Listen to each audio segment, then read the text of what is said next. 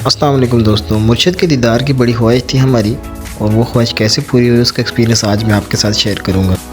रात को हम लाहौर से निकले थे और सुबह के टाइम नारान पहुंच गए थे। नारान के खूबसूरत नज़ारों को एंजॉय करते हुए हम आगे बढ़ते जा रहे थे कि हमें भूख लग गई। फिर कोई हम अच्छी सी जगह की तलाश में थे कि जहाँ हम आराम से बैठ के खाना खा सकें। हमें जगह मिली और बहुत ही खूबसूरत नज़ारा था।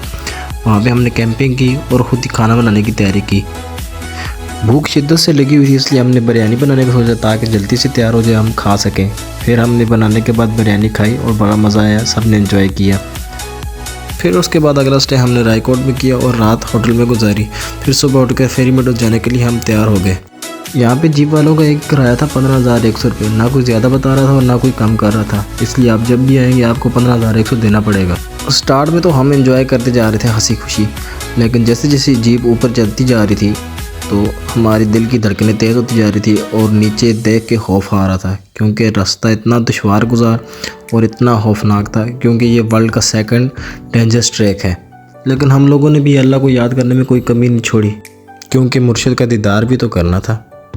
ये जीप का सफ़र 1.5 से 2 घंटे का था। फिर जीप वाले ने हमें एक जगह पे ड्रॉप कर दिया। उसके बाद हमने आगे पैदल सफ़र करना था, और जो कि बहुत ही मुश्किल काम था।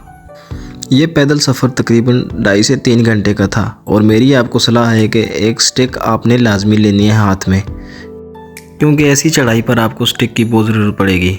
मुझे तो और कोई नहीं मिली थी, ये रास्ते में एक स्टिक पड़ी हुई थी, मैंने उठा ली। तो जैसे जैसे हम ऊपर जा रहे थे मुर्शिद ने अपना थोड़ा थोड़ा दीदार करवाना शुरू कर दिया था और हमारी एक्साइटमेंट बढ़ती जा रही थी। और ये आ गया था मुर्शिद व्यू पॉइंट। यहाँ से मुर्शिद का व्यू बहुत ही क्लियर नज़र आ रहा था और बहुत ही हसीन नज़ारा था। तकरीबन 1.5 घंटे की वॉक के बाद हम लोग आधे रास्ते में पहुंच गए थे, जहां आके कुछ तो हौसला हुआ था कि चलो हमने आधा रास्ता तय कर लिया है। यहाँ पे पानी भी बह रहा था, जो कि बहुत ही ठंडा था, लेकिन ये पीने वाला पानी नहीं था। जैसे जैसे हम फेरी मेडोज के पास पहुंच रहे थे तो मुर्शिद ने कुछ ऐसे हमें दीदार करवाना शुरू कर दिया था।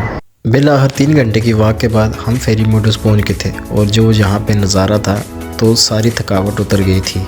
हमारा जीप का सफ़र 2 घंटे का था और उसके बाद पैदल वॉक हमने 3 घंटे की, लेकिन जब ये नज़ारा देखा तो सब कुछ हम भूल गए थे। फिर थोड़ी देर बाद वहाँ पे बारिश स्टार्ट हो गई थी और वहाँ पे डबल रेनबो निकल आई थी, जिसको देख के बार बार हमारे मुंह से सुभान अल्लाह निकल रहा था, और अल्लाह पाक की कुदरत का हसीन नज़ारा देख के दिल खुश हो रहा था। फिर उसके बाद हमने रात को यहाँ पे कैंपिंग की और खाना वगैरह खा के थकावट की वजह से हम लोग जल्दी ही सो गए थे।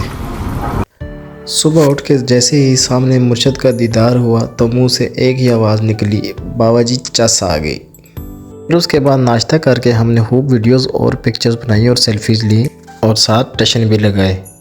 तो दोस्तों, ये था आज का मेरा फेरी मेडोज का व्लॉग। उम्मीद करता हूँ कि आपको पसंद आया होगा। इंशाल्लाह जल्द ही मिलेंगे दूसरे व्लॉग के साथ। तब तक के लिए अल्लाह हाफिज़, अल्लाह नेगबान।